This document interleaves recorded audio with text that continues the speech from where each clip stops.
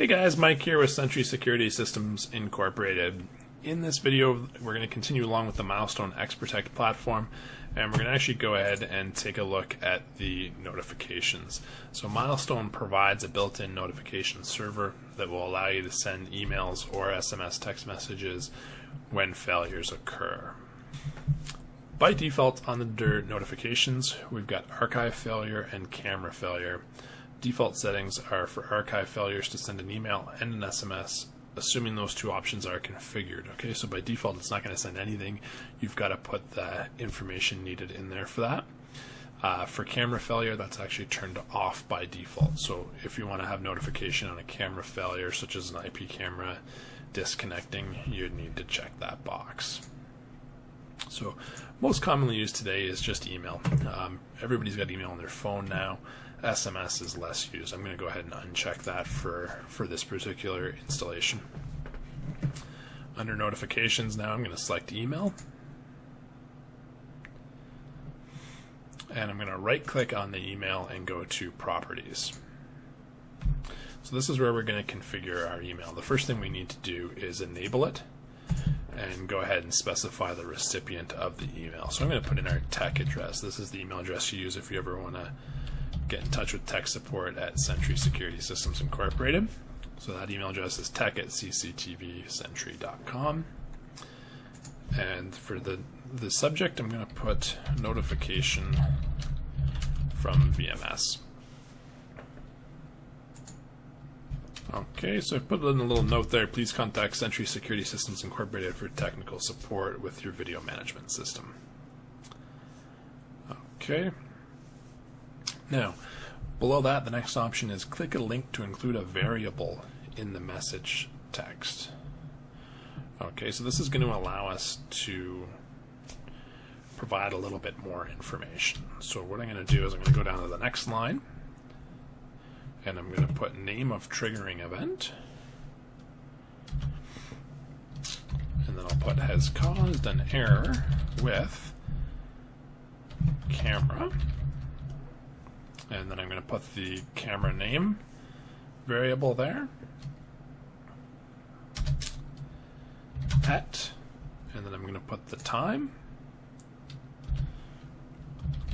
The error is as follows, and then I'm going to put the error text.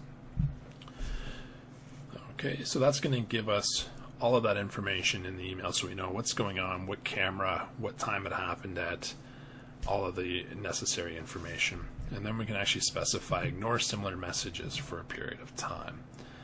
Okay, so I'm going to just say 500 seconds.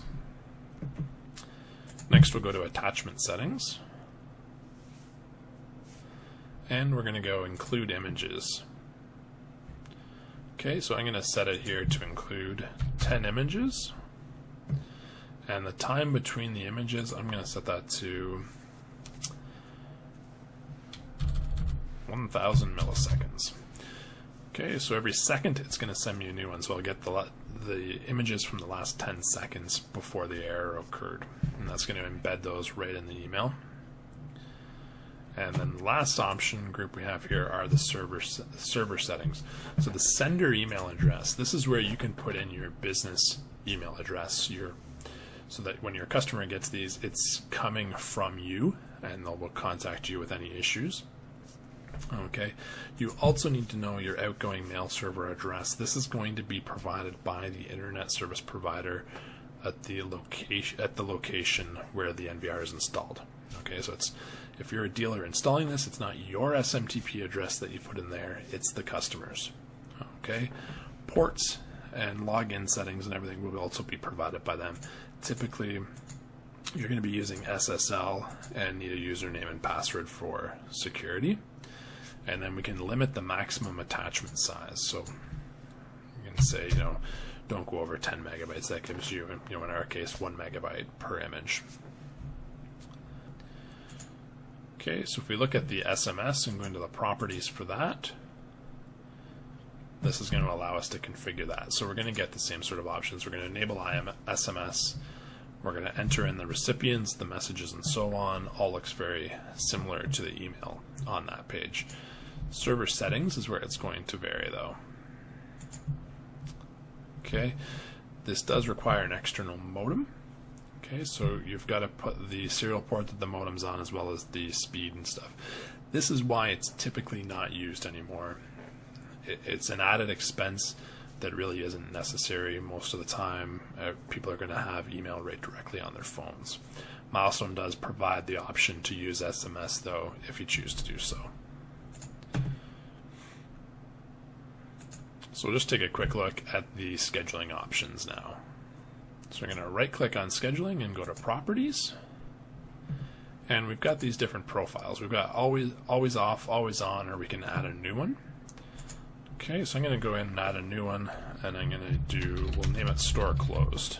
Okay, so this is what I was referring to earlier, where we can create schedules during certain time periods.